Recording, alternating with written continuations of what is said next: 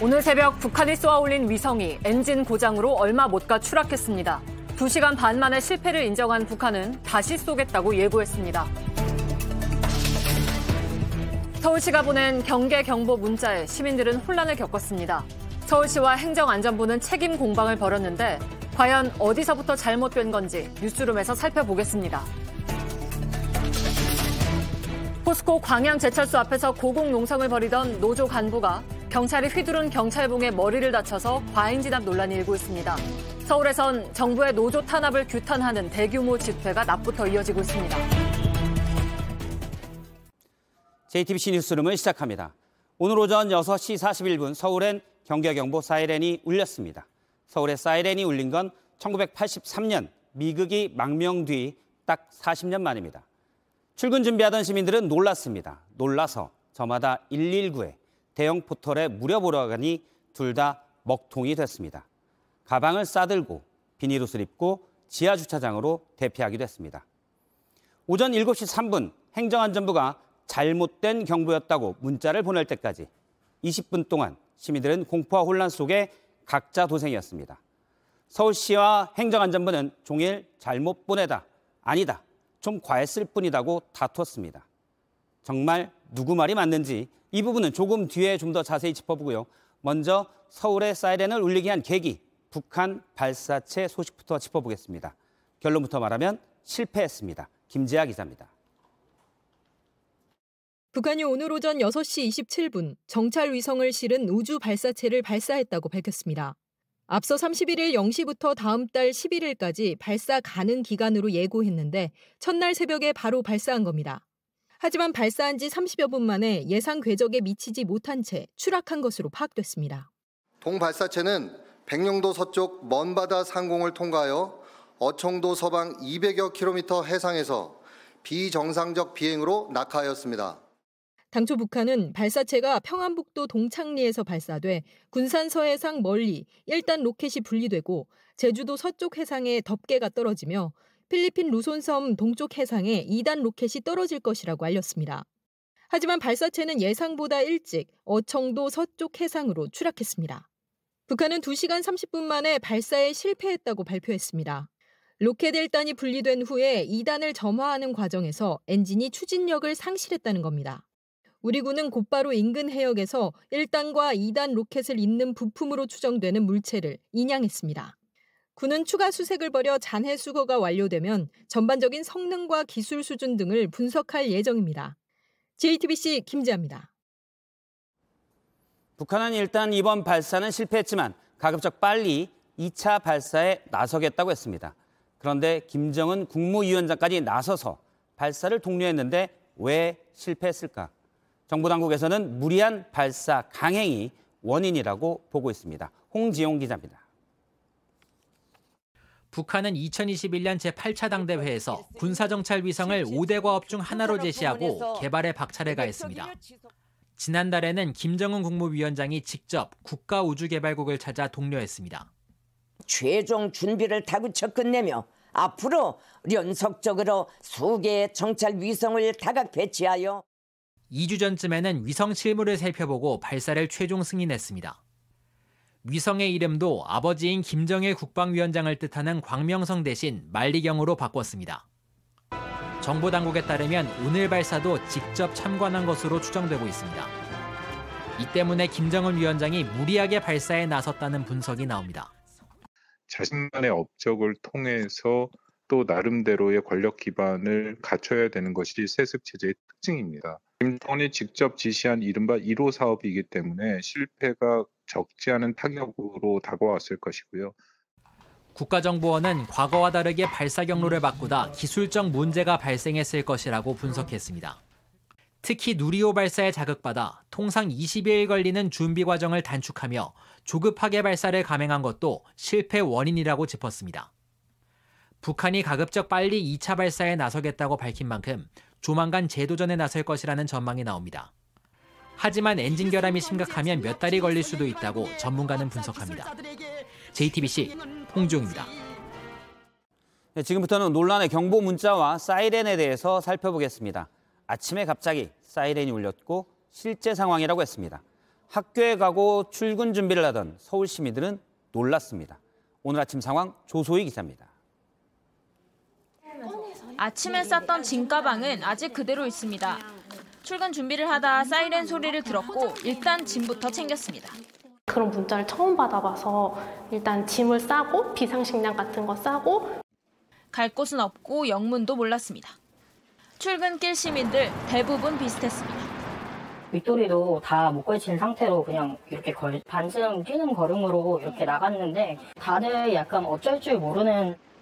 오전 6시 41분 서울시가 첫 경계 경보 문자를 보냈습니다. 별일 아닐 거라 생각했던 시민들도 실제 상황이란 방송이 나오기 시작하자 놀랐습니다. 사이렌 소리가 엄청 크게 울리더라고요. 그러니까 주변에 강아지를 키우는 집들이 많은데 개들이 막 정신없이 짖기 시작하고.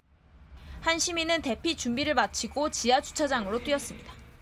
비닐옷을 입어야 된다 이렇게 나와 있어서 바람막이를 입고 급하게 이제 물이랑 비상식량 같은 것만. 112와 119에 문의했지만 연결은 쉽지 않았습니다. 국내 최대 포털 사이트는 접속이 몰려 5분 동안 마비됐습니다. 112랑 119에 처음에 전화를 했어요. 전화를 안 받더라고요. 바로 끊기더라고요. 네이버 키니까 네이버가 안 돼서. 인천과 경기도민들도 놀랐고 정작 접경 지역에선 무슨 일인지 어리둥절했습니다. 강화 지역이 제일 가깝고 붙어 있음에도 이제 뭐 재난 문자나 그런 거 전혀 없었고. 긴급 문자와 행안부 오발령 안내까지. 이 20분 동안 시민들은 혼란스러웠습니다. JTBC 조소입니다. 네, 시민들이 더 당황스러운 건 그 뒤에도 이어졌습니다. 문자와 사이렌을 잘못 울렸다. 아니다. 과했을 뿐이다. 행정안전부와 서울시가 하루 종일 신경전이었습니다. 정말 큰 사고가 난다면 컨트롤 타워가 작동하기는 할지 시민들은 더 불안합니다. 이은진 기자입니다. 이 방송은 실제 상황입니다. 실제 공습 경보를 발령합니다. 지난 1983년 8월 7일 대낮이었습니다. 거리엔 시민들이 오가고 봉황기 고교 야구가 한창이었습니다. 미극이 조종사 손천근이 망명한 순간입니다. 이런 경계 경보가 40년 만에 울렸습니다. 대피하라는 문자가 왔고 곧 사이렌과 경보 방송이 시작됐습니다. 음질은 좋지 않아 알아듣기 힘들었고 그래서 시민들은 더 불안했습니다. 첫 문자 20분 뒤인 오전 7시 3분. 이번엔 행안부가 오발령 문자를 보냈습니다. 정부 부처 간에 소통이 안 되나? 약간 그런 생각도 들었고. 비판이 쏟아지자 서울시는 행안부 연락대로 대응했다고 밝혔습니다. 오전 6시 30분 행안부가 미수신 지역은 자체적으로 경보 발령하라고 연락했다는 겁니다. 행안부는 곧장 반박했습니다. 경보가 내려진 100여 가운데 미수신 지역만 자체 경보 발령하라는 연락이라고 설명했습니다. 그러면서 서울시 논리대로면 다른 시도 자치단체도 모두 발령했어야 하는 것 아니냐고도 밝혔습니다. 그러자 오세훈 시장이 직접 나섰습니다. 1천만 시민의 안전을 책임져야 하는 서울시로서는 즉각 조치가 필요하다고 판단하여 경보를 발령한 것입니다. 그러면서 오발령은 아니라고 주장했습니다. 과잉 대응이었을 수는 있지만 오발령은 아니었다고 판단됩니다. 시민들은 혼란스러웠고 정부와 지자체는 더 우왕좌왕했습니다. JTBC 이은진입니다. 예, 취재 기자와 좀 더 짚어보겠습니다. 신진 기자가 스튜디오에 나왔습니다. 신진 기자, 네. 서울시와 행안부 누가 잘못한 겁니까? 네, 서울시 문자 내용이 잘못된 건 맞습니다. 내용 자체가 틀렸습니다. 예. 서울에는 경계 경보가 발령된 게 아니었습니다. 발사체가 지나는 100여 가운데 미수신 지역만 경보를 발령을 하라는 걸 잘못 판단했습니다. 아, 그러니까 미수신 지역이 100여 가운데서 미수신 지역인데 서울시가 그걸 보고 우리도 못 받았으니 우리도 미수신. 그러니까 네. 자체 발령. 이렇게 해서 내게 된 거군요. 그런데 오세훈 시장은 오발령이 아니고 그냥 좀 과잉 대응했을 뿐이다. 이렇게 주장하고 있잖아요. 네, 상황과 좀 맞지 않는 설명인데 좀 억울한 면도 다소 있습니다. 짚어보면요. 오전 6시 30분 행안부 중앙통제소가 17개 시도 상황실에 지령 방송을 합니다. 일종의 내부 공지인데요. 예, 서울시가 재난문자 발송을 하기 위해서 행안부와 그리고 서울 주변을 방어하는 수도방위 사령부에 전화를 했는데 받지 않았다고 합니다. 그래서 6시 32분 자체적으로 서울 전역에 경계 경보를 발령하기로 결정을 했고요. 다급한 상황이니 재확인 없이 문자 발송을 했는데 이게 6시 41분이었습니다. 물론 재난 상황, 다급한 상황이라고 봤으면 재확인할 시간은 없을 것 같긴 한데 일단 서울시가 판단은 좀 잘못한 것 같습니다. 그런데 정부 전체가 이 부분 소통이 좀 안 되지 않았나 이런 생각도 듭니다. 네, 맞습니다. 그리고 경보 발령도 문제였는데 내용도 문제였습니다. 왜 경보를 내린 건지 어디로 대피를 해야 하는지 설명이 없습니다. 실제 상황이라면 아무런 도움이 안 되는 문자라는 건데요. 특히 서울보다 10분 더 빨리 경보 이유와 대피 장소 등을 간결하게 안내한 일본의 문자와 비교가 되면서 비판을 더 많이 받았습니다. 서울시는 이것도 억울하다고 했습니다. 경보가 내려지면 어떤 내용의 문자를 발송할지 정하는 이 정부 표준 문안이 있는데 이것을 따랐다는 겁니다. 합리적인 해명은 아니고요. 그리고 북한이 발사체를 발사할 거라는 것은 미리 알려져 있던 사실입니다. 준비하고 있지 않다가 부실한 문자를 보낸 건데 선제적인 대응을 한 것이다. 이렇게 얘기를 하는 건 앞뒤가 맞지 않습니다. 일단 이런 문자가 많이 오고 이런 사이렌이 많이 울린다면 이거 대피해야 되나? 말해야 되나? 헷갈리기 시작하게 되는 게 문제인 것 같습니다. 신진 기자였습니다. 수고했습니다. 네. 어쨌든 결과적으로 사이렌은 필요 없었으니 다행이랄까요? 만약에 이 모든 게 실제 상황이라면 어떻게 해야 할까요? 이 부분은 이승환 기자가 짚어봤습니다. 경보 문자를 받으면 물과 간식 등을 챙겨서 비상가방을 만들어야 합니다. 가방을 챙겨서 집을 나갈 땐 가스와 전기를 차단하는 게 중요한데요. 운전함에 있는 스위치를 완전히 내려야 합니다. 대피할 땐 계단을 이용해야 합니다. 전기가 끊기면 승강기가 멈출 수 있기 때문입니다. 일단 집 밖으로 나오면 그때부터가 문제입니다. 실제 상황이면 평소와 모든 게 달라집니다.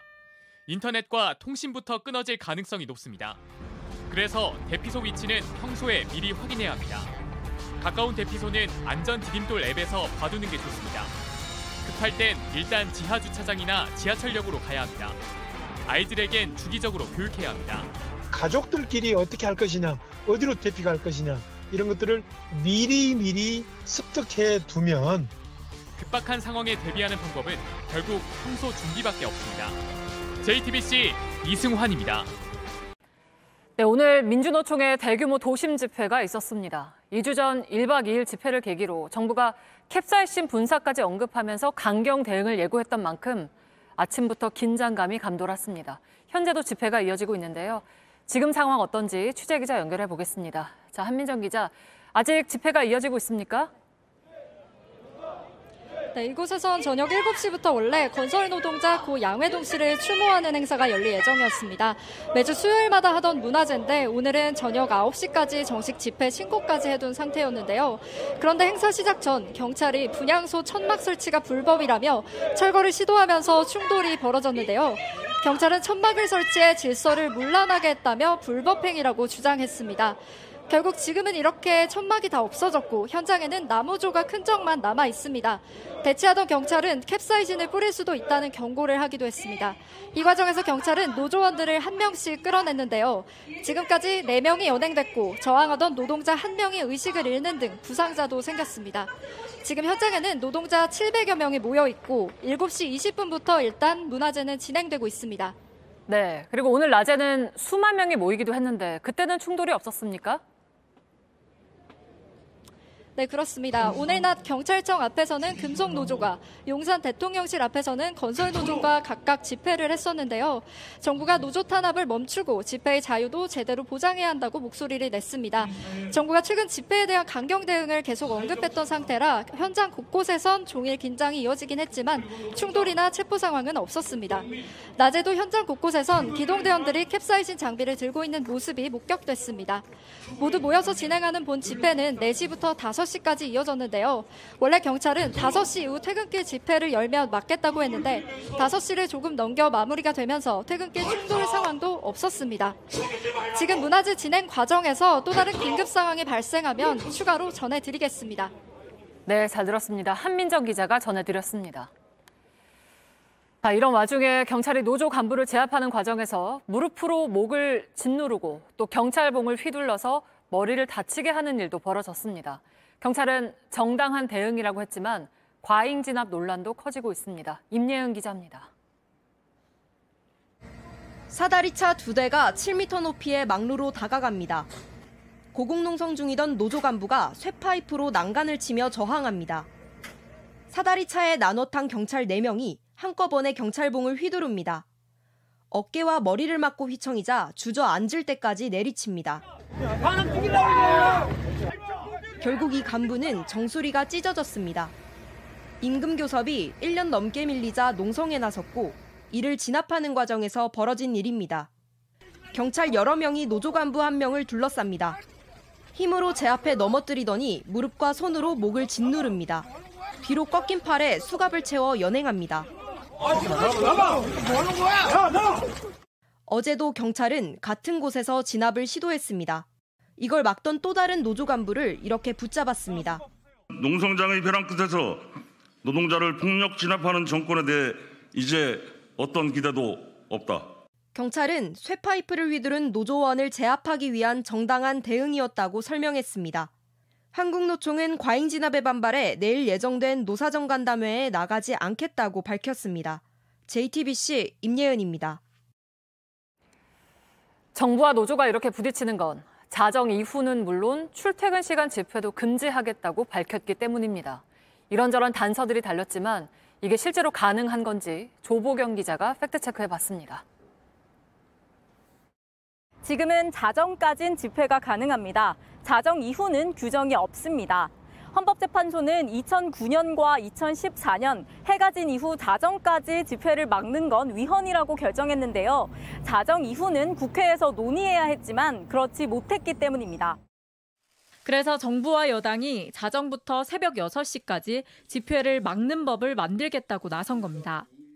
여기에 불법 집회 전력이 있는 단체들의 집회는 아예 막고 이와 별개로 출퇴근 시간대 도심 집회를 못하게 하는 걸 검토하겠다고 한 것도 논란입니다.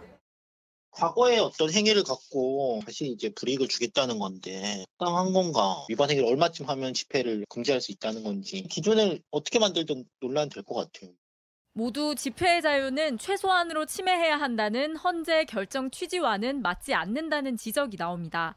집회 대응 과정에 문제가 생겨도 정당하다면 경찰이 책임을 지지 않도록 하는 조항도 추진되고 있습니다.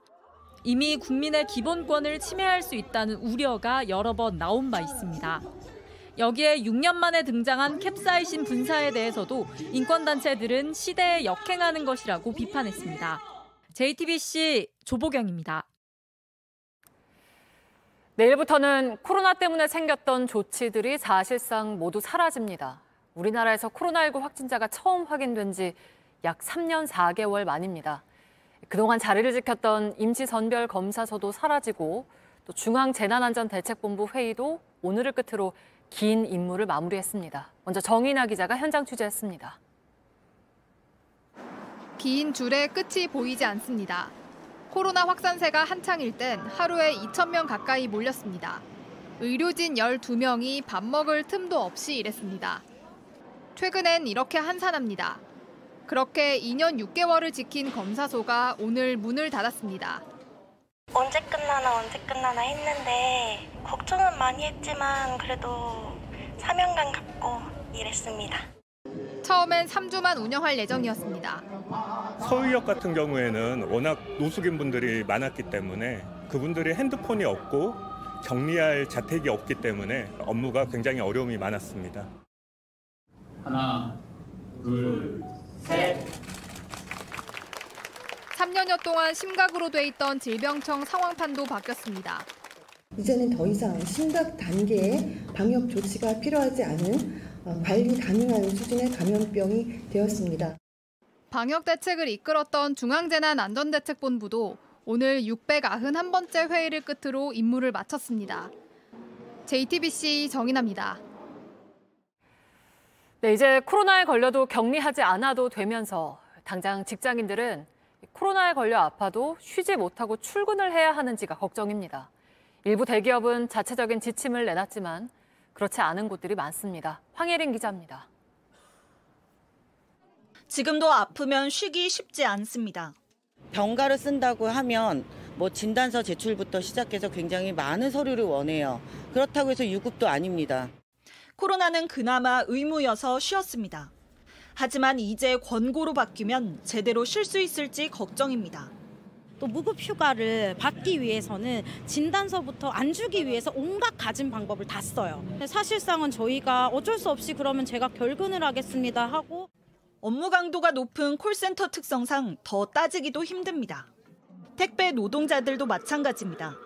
쉬는 것 자체에 대해서는 좀 덜 눈치 볼 수 있었는데 이제 정부 지침 자체가 사라져버리면 아픈데 쉬겠다라고 얘기하기도 어려워질 뿐더러 쉬는 만큼 일이 없어질 걱정도 해야 할 수 있습니다.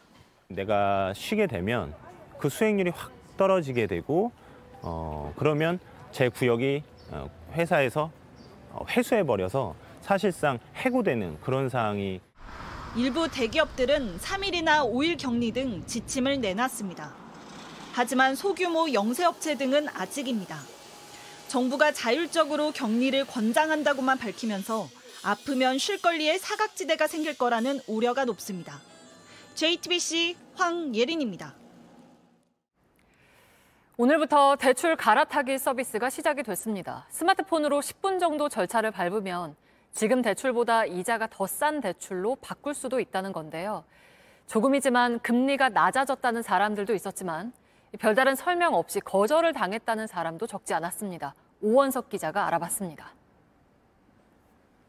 8천만 원짜리 신용대출을 쓰고 있는 직장인 서모 씨. 이자를 줄이기 위해 스마트폰으로 오늘부터 열린 대출 갈아타기 플랫폼에 들어가 봤습니다. 본인 인증을 했더니 갈아탈 대출 상품을 찾고 있다는 문구가 나왔습니다. 그런데 기대와는 달리 갈아탈 수 없다는 답변이 떴습니다. 갈아탈 수 있는 대출이 없다고 나온 것 같은데요? 대환 대출이 안 되는 것 같습니다. 다른 플랫폼에선 갈아탈 수 있는 다른 대출이 한 건 있다고 알려줬지만 지금보다 이자가 오히려 더 비쌉니다. 이거는 더 많아지는 거죠. 한 달에 내야 되는 게. 이처럼 거절당한 이들은 영문을 몰라 답답하다고 말합니다. 더 싼 금리 상품이 없는 건지 이미 대출 한도가 차서 그런 건지 알려줘야 한다는 겁니다. 이용자 사이에선 서비스가 불안하다는 지적도 나왔습니다. 금융회사 앱이 오류가 많이 나 못 갈아탔다는 겁니다. 물론 더 낮은 금리로 갈아타는데 성공한 이들도 있습니다. 다만 낮아진 금리 폭은 통상 1%포인트 안쪽으로 크지 않습니다. 금융위원회는 저축은행의 연 15%대 금리를 시중은행의 연 4%대로 바꾼 사례, 시중은행의 연 9%대 대출을 연 5%대로 바꾼 사례가 있다고 밝혔습니다. 하지만 이런 사례가 많진 않을 것으로 보입니다. JTBC 오원석입니다. 만취 상태에서 스쿨존에서 초등학생을 치어 숨지게 한 음주운전자에게 법원이 오늘 징역 7년을 선고했습니다. 법원은 운전자가 공탁금을 걸었다며 형량을 깎아줬지만 유족은 합의를 원치 않았다며 강하게 반발했습니다. 박사라 기자입니다. 지난해 12월 39살 A씨는 서울 청담동의 초등학교 앞에서 음주운전을 하다가 초등학생인 9살 이동원 군을 숨지게 했습니다. 혈중 알코올 농도는 0.128%, 면허 취소 수준이었습니다. 곧바로 구호 조치를 하지 않고 자리를 떠났다가 현장에 돌아왔습니다. 검찰은 스쿨존 음주 사망 사고에 도주죄까지 적용해 징역 20년을 구형했습니다. 하지만 법원은 오늘 징역 7년을 선고했습니다. 20여 미터 떨어진 집에 차를 세우고 되돌아온 시간이 1분도 채 안 된다며 도주가 아니라고 봤습니다. 하지만 음주운전 사망사고에 대한 처벌이 너무 가볍다는 목소리가 나옵니다. A씨가 그때 운전하는 것을 보면 살인 흉기의 살인 휘두른 거와 마찬가지고. 대법원의 양형 기준에 따르면 스쿨존에서 음주운전으로 어린이를 숨지게 할 경우 최대 징역 12년을 선고할 수 있습니다. 법원은 초범인 A씨가 투병 중인 데다 선고를 앞두고 공탁금 3억 5천만 원을 낸 점 등을 고려했다고 설명했습니다. 공탁금은 피해자 측의 손해를 배상해준다는 의미로 법원에 맡겨놓은 돈을 말하는데 합의를 원치 않던 유족은 강하게 반발했습니다. 공탁금 받을 생각이 전혀 없고요. 오히려 마지막 시점에 공탁금을 제가 대응할 시간도 없이 사실은. 검찰은 항소 여부를 검토하고 있습니다. JTBC 박사라입니다. 약 1년 전쯤 BTS가 그룹 활동을 잠정 중단하겠다고 했었죠. 당시 팬인 아미들도 충격이었지만 주식시장에서도 BTS 소속사인 하이브의 주가가 크게 떨어졌습니다. 그런데 하이브 직원 몇 명이 미리 주식을 팔아 손실을 피했다가 검찰에 넘겨졌습니다. 김지윤 기자입니다. 지난해 6월 14일 오후 BTS의 유튜브 채널에 올라온 영상에 팬클럽 아미는 충격에 빠졌습니다. 저희도 뭔가 개인적으로 이제 각자 시간 가지면서 또 좋은 시간도 많이 보내고 또 한 단계 더 성장을 해서 여러분들 앞에 돌아온 날이 분명도 있을 거고. 영상에서 BTS는 데뷔 9년 만에 처음으로 단체 활동을 잠정 중단하겠다고 밝혔습니다. 충격을 받은 건 하이브 주주들도 마찬가지였습니다. BTS는 하이브 매출의 60% 이상을 차지하는 핵심 아티스트이기 때문입니다. 활동 중단 소식에 하이브의 주가는 하루 만에 25% 폭락했습니다. 그런데 금융감독원의 조사 결과 하이브의 아이돌 담당 직원 3명은 영상 공개 직전 주식을 판 것으로 드러났습니다. 덕분에 총 2억 3천만 원의 손실을 면했습니다. 금감원은 이들에게 미공개 정보 이용 혐의를 적용해 검찰에 기소 의견으로 넘겼습니다. 금감원은 활동 중단을 공개한 하이브의 방식에도 문제가 있다고 지적했습니다. 공시나 공식 발표로 알리지 않고 소셜미디어 영상으로 올려 투자자 혼란을 부추겼다는 겁니다. 이에 대해 하이브는 해당 영상은 단체 활동 중단이 아니라 개인 활동의 주력함을 알리려는 취지였다며 수사기관에 최대한 협조하겠다고 밝혔습니다. JTBC 김지윤입니다. 일본 후쿠시마 원전을 둘러본 시찰단이 오늘 당시 활동 내용을 발표했습니다. 보려고 한 것도 다 받고 요청한 자료도 다 받았는데 방류 시설과 절차가 잘 됐다고 했습니다. 그런데 국제 원자력 기구처럼 일본이 준 자료대로 본 거여서 오히려 일본의 오염수 방류 명분만 쌓아준 게 아니냐는 지적도 나옵니다. 박상욱 기자입니다. 시찰단은 정화장치와 오염수 보관 탱크 등 주요 시설을 모두 직접 봤다고 했습니다. 그 부분을 저희들이 현장을 다니면서 하나하나 봤다. 저희들이 쭉 진행해오는 과정에서 특별하게 거부하거나 하는 자료는 없습니다. 일단 모든 게 절차대로 설계돼 있었다고 밝혔습니다. 주요 설비들이 설계도로 현장에 설치되어 있는 것을 확인을 하였습니다. 최종 결과는 아니지만 문제는 아직 찾아내지 못했다는 겁니다. 이번에 시찰단은 국제원자력기구가 본 것과 비슷한 수준으로 살펴봤습니다. 이미 중간 보고서에서 문제가 없다는 결론이 나온 만큼 우리도 다른 결론을 내리기 쉽지 않습니다. 특히 일본은 이미 현재 일본 가까운 바다가 방사성 물질로부터 안전하다는 영향평가를 하고 있습니다. 여기에 오염수 방출이 안전하다는 것까지 더해 명분을 찾고 있습니다. 하지만 우리는 여기에 대응할 마땅한 카드가 없습니다. 장기적으로 오염수 방류가 미칠 영향을 이미 연구해야 했지만 그러지 않았습니다. 대단히 지금은 민감한 시기이죠. 함부로 일본에 가서 시찰하니 문제가 없다라는 말을 해서는 안 됩니다. 이번 시찰단 방문이 오염수 방류뿐 아니라 일본 수산물 수입 재개를 위한 명분만 쌓아줬다는 비판이 나옵니다. JTBC 박상욱입니다. 노태학 중앙선관위 위원장이 최근 불거진 선관위 간부들의 자녀 특혜 의혹에 대해 공식 사과했습니다. 특별감사 대상 4명은 수사 의뢰하고 아빠 찬스 통로로 활용됐던 소수만 뽑는 경력 채용은 폐지하겠다고 했습니다. 최승기 기자입니다. 선관위가 자녀 특혜 채용 의혹과 관련해 공식 사과했습니다. 참담한 마음과 함께 무한한 책임감을 느낍니다. 중앙선거관리위원장으로서 진심으로 송구하다는 말씀을 드립니다. 특별감사 대상 4명은 모두 수사 의뢰하기로 했습니다. 박찬진 사무총장, 송봉섭 차장, 신우용 제주선관위 상임위원, 김모 경남선관위 과장이 대상입니다. 선관위는 이들 모두 경력 채용 과정에 부당한 영향력을 행사했을 가능성이 있다고 봤습니다. 선관위는 박 총장이 직접 자녀 채용을 결재하고 송 차장이 자녀를 인사 담당자에게 직접 소개, 추천했다고 밝혔습니다. 선관위는 사무총장직을 외부에 개방하고 자녀 채용 의혹의 시발점이 된 소수 경력 채용 제도를 폐지하기로 하는 등 대책도 내놨습니다. 선관위는 또 내부 조사 결과 특혜 채용 의혹 대상자가 총 10명으로 늘었다면서 전수조사 범위를 4촌 이내로 확대하겠다고 밝혔습니다. 하지만 선관위를 향한 압박은 더 거세질 것으로 보입니다. 감사원이 감사에 착수하기로 했고 국민의힘은 국정조사를 추진할 계획입니다. JTBC 최승기입니다. 민주당 돈봉투 사건 수사 속보입니다. 취재 결과 돈봉투에 들어갈 돈을 건넨 사업가가 송영길 전 대표가 알게 하려고 일부러 송 전 대표의 보좌관에게 돈을 줬다는 취지로 진술한 걸로 파악됐습니다. 검찰은 송 전 대표가 보좌관을 통해 돈봉투 전달 과정을 보고받은 것으로 의심하고 있습니다. 연지환 기자입니다. 윤관석 의원 등의 구속영장에는 송영길 전 대표의 보좌관이던 박모 씨가 여러 차례 등장합니다. 먼저 당대표를 뽑는 전당대회를 앞두고 의원들에게 현금을 줄 필요가 있다며 윤 의원으로부터 자금을 부탁받은 것으로 돼 있습니다. 박 씨는 돈 봉투를 나눠주기로 결정한 기획회의의 결과도 공유받은 것으로 적혀 있습니다. 특히 의원들 몫에 300만 원짜리 돈 봉투 20개를 만든 인물 역시 박 씨라고 판단했습니다. 돈 봉투들이 윤 의원에게 모아지는 상황도 실시간으로 전달받은 것으로 조사됐습니다. 검찰은 보좌관인 박 씨를 통해 송 전 대표가 돈 봉투 살포 과정 전반을 보고받은 것으로 의심하고 있습니다.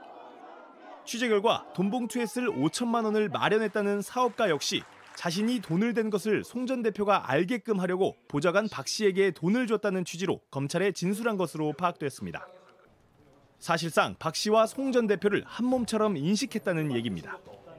박 씨는 송영길 후보가 당대표가 되자 최측근으로 꼽히는 정무조정실장에 임명됐습니다. 현재 송 전 대표는 정치적인 기획수사라면서 돈봉투 관련 의혹을 전면 부인하고 있습니다. JTBC 연지환입니다.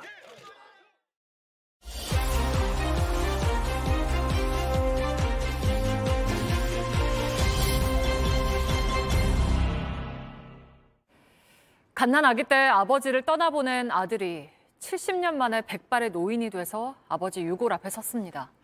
한국 전쟁 당시 억울하게 희생된 민간인들의 유해가 발굴되고 있는데요. 밀착카메라 권민재 기자가 만나봤습니다. 충남 서산의 한 야산입니다. 높은 산길을 따라 70년이 넘은 누군가의 흔적이 있습니다.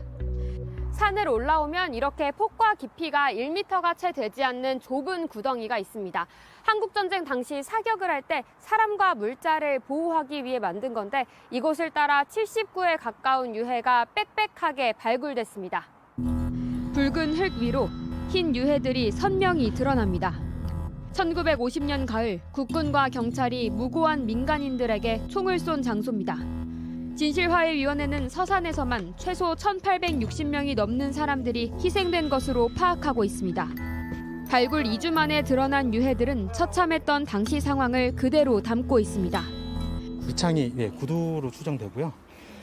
머리가 이쪽에 있고 팔이 지금 이렇게 뒤로 꺾여 있고 아마 이렇게 바로 그냥 매몰이 돼서 1차 발굴이 끝난 곳에선 유해 실측이 이루어지고 있습니다. 옆에선 삽과 솔로 뼈와 흙을 구분하는 작업도 아직 진행 중인데요. 이쪽에선 흙을 채쳐서 혹시 놓친 유해 파편이 없는지 확인하고 있습니다. 단추 같은 희생자의 유품 사이로 녹슨 탄피가 보입니다. 혹시나 아버지의 것일까 눈을 떼지 못하다가 노인이 된 아들은 주저앉고 말았습니다. 요 뼈 쪽이라도 네 아버지 거야. 요것만 좀 봐. 확인 좀 해봤으면 제일 소원이겠어요. 그래야지 내 70평생이겠지만 너무 억울하게 사는 거야. 그 사람들이 이렇게 몰려 들어올 때 아버지가 내 홀목을 찾고 얘는 살려야 할 텐데 그 말씀을 하시면서 아버지를 잃은 후 가족들도 연좌제에 묶여 힘든 세월을 보내야 했습니다. 우리가 참 억울하게 죽겠다. 그만 8개만 해주면은 마음이 참 나도 이제 참 니들이 손가락질한 것보다 나도 떳떳한 사람이 아니냐. 직접 증언을 모으고 땅을 파기 시작한 건 유족들이었습니다. 정갈뼈가 나오더라고. 그래서 그걸 사진 찍어서 진화위에 가서 접수를 하고. 진실 규명은 70년이 흐른 뒤에야 첫걸음을 뗐습니다. 아버지가 지금 나타났다 하면 그거 뭐 하고 싶은 말 무진히 있겠지. 나타났다고만. 왜 지금서 나타났느냐고 막 붙잡고 울고. 진화위가 서산 등 전국 6개 지역에서 발굴 중인 유골은 DNA 검사를 거쳐 가족의 품으로 돌아가게 됩니다. 74년 갓난아기였던 아들이 백발노인이 돼 아버지의 유해를 찾기까지 참 오래 걸렸습니다. 땅속에 갇혀있던 역사는 뒤늦게나마 세상 밖으로 나와 그날의 진실을 말하고 있습니다. 밀착카메라 권민재입니다. 1년 전 집에 가던 여성을 폭행해서 의식을 잃게 한 이른바 부산 돌려차기 사건 관련해서 성범죄 혐의가 더해졌습니다. 피해자가 입고 있던 바지에서 성범죄 흔적이 나왔고 검찰은 징역 35년을 구형했습니다. 구석찬 기자입니다. 엘리베이터 앞 여성 머리를 걷어차고 쓰러진 뒤에도 발길질을 계속합니다. 이른바 부산 돌려차기 사건입니다. 남성은 정신을 잃은 여성을 CCTV 사각지대로 끌고 갔습니다. 그리고 8분 뒤 사라집니다. 영상에 기록되지 않은 이 시간 동안 성범죄가 있었다는 정황은 계속 나왔습니다. 제가 아무 속옷도 안 입고 있더래요. 내리니까 오른쪽 종아리쯤에 팬티가 있어요.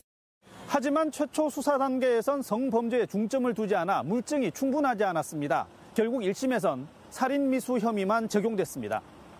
가해자도 성범죄를 부인해왔습니다. 거기서 제가 그런 거 진짜 제가 미친 놈이지 않겠습니까? 그런데 반전이 일어났습니다. 항소심 재판부가 사건 당시 입었던 피해자 옷가지를 다시 감정했더니 가해자 DNA Y 염색체가 나온 겁니다. 청바지 안쪽에서 4군데, 가디건에서 1군데, 모두 5곳에서 DNA가 검출됐습니다. 검찰은 성범죄 흔적으로 보고 공소장 변경을 요청했습니다. 오늘 법원은 받아들였습니다. 이 모든 일이 내가 기억을 잃어버려서인가 싶습니다. 이제 혐의는 살인미수에서 강간살인미수로 바뀌었습니다. 검찰은 1심에서 선고된 징역 12년이 아닌 징역 35년을 구형했습니다. 사라진 8분의 진실이 1년 만에 드러나게 됐습니다. 항소심 선고 공판은 다음 달 12일입니다. JTBC 구석찬입니다. 군대 대신 공공기관에서 대체 복무를 하는 사회복무요원 10명 가운데 6명이 부당 대우 등 괴롭힘을 당하고 있다고 합니다. 다쳐도 그대로 업무를 해야 하고 또 군인이 아니라면서 차별을 당하는 일도 많았습니다. 최지우 기자입니다. 사회복무요원 정재영 씨는 지난해 12월 훈련소에서 청소를 하다 깨진 유리에 손목 신경이 끊어졌습니다. 최소 6개월의 재활이 필요한 상태지만 계속 출근하고 있습니다. 뭘 잡는다거나 그런 것도 할 수 없는 상황이었었는데 그냥 본부를 나가요. 현역병은 재활치료도 복무기간으로 인정됩니다. 하지만 정 씨 같은 사회복무요원이 훈련소에서 다쳐 이런 재활치료를 받으려면 복무를 중단하고 전역 날짜를 늦춰야 합니다. 전역하고 바로 뭘 해야 된다라는 약간 인생 맵을 그려놨을 거 아니에요. 다친 게 우리 죄냐.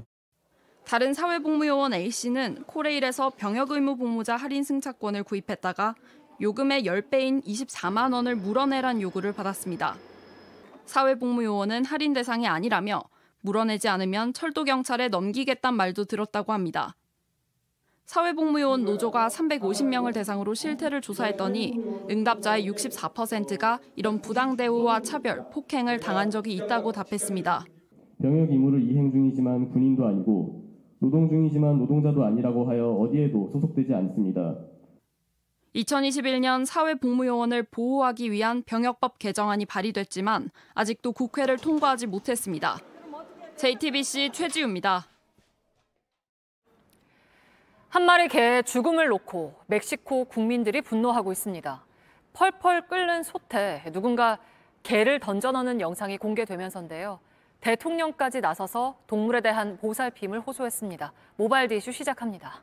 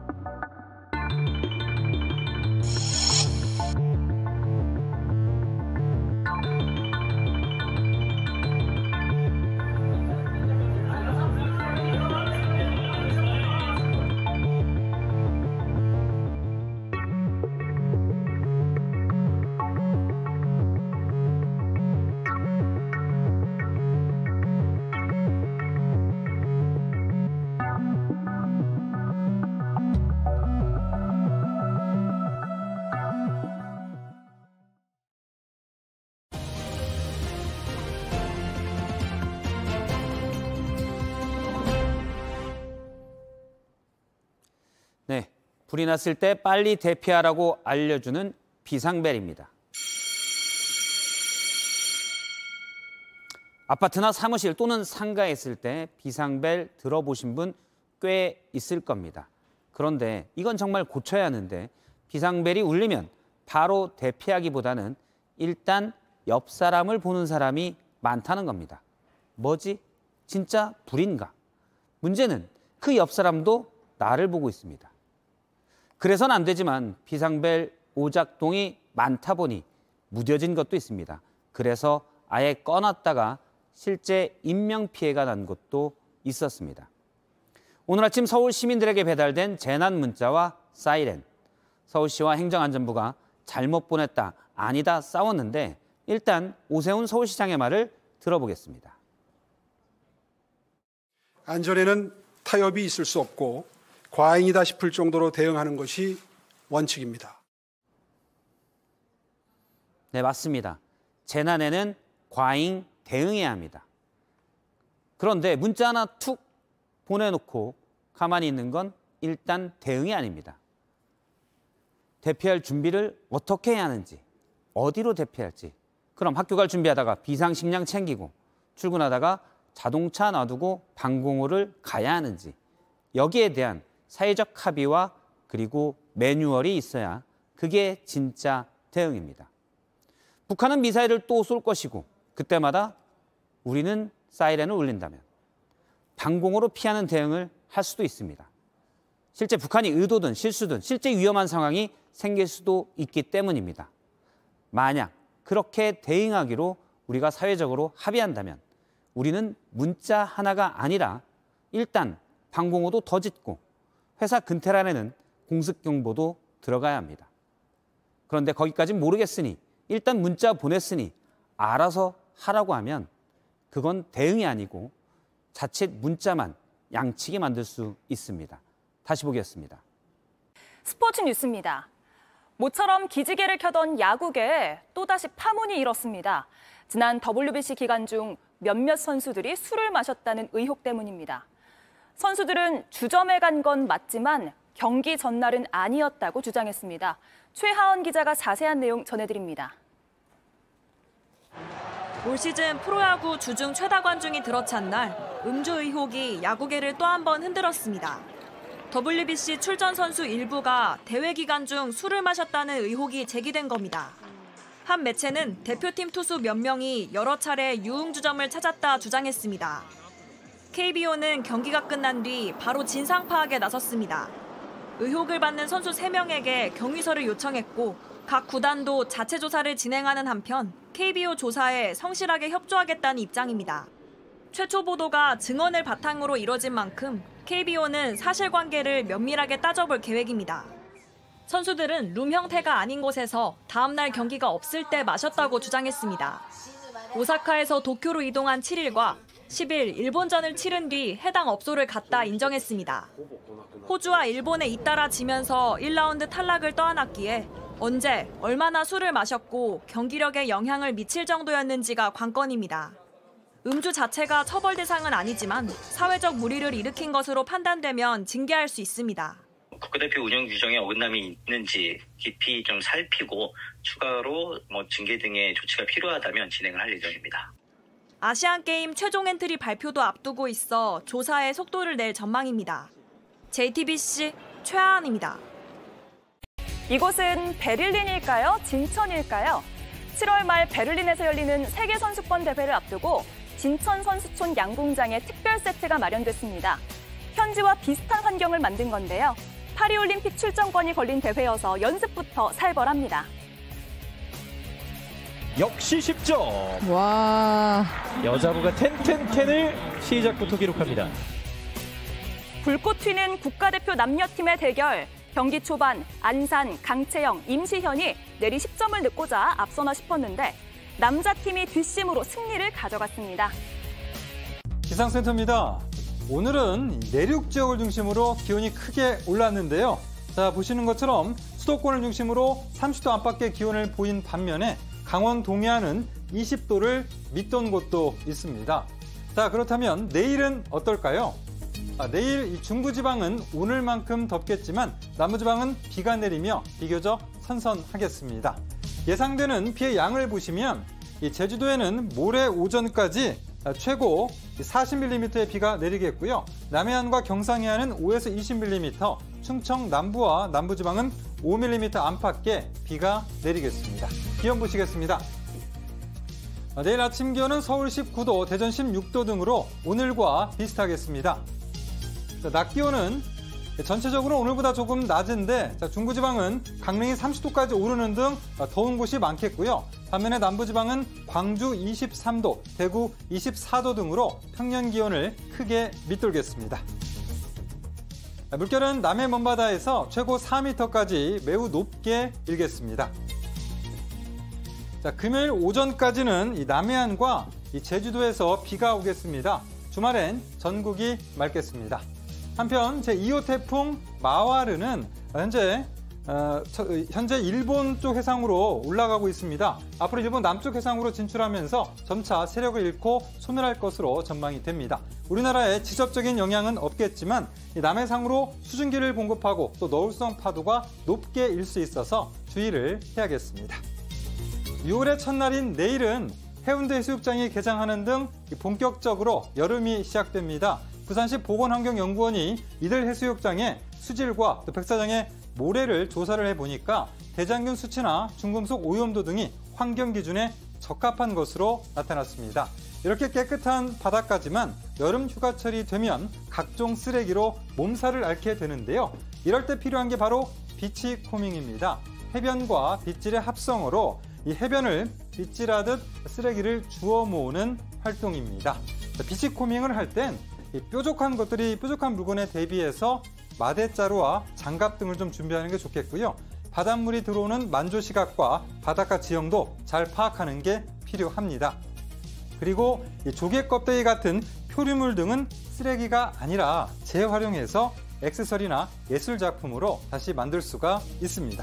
지금까지 기상센터였습니다. 네, JTBC가 연속 보도한 돈봉투 전당대회 의혹과 다단계 주가 조작 보도가 제175회 이달의 방송기자상을 수상했습니다. 방송기자연합회와 한국방송학회는 두 보도를 각각 취재부문과 기획부문 수상작으로 선정하면서 오랜 시간 충실히 취재한 탐사보도로 그만큼 영향력도 컸다고 평가했습니다. 유튜브로 이어지는 뉴스룸 뒤에선 오늘로써 비상대응이 끝나는 코로나19가 남긴 것들에 대해서 전문가와 이야기 나눠보겠습니다. 네, 오늘 뉴스룸은 여기까지입니다. 시청해주신 여러분 고맙습니다.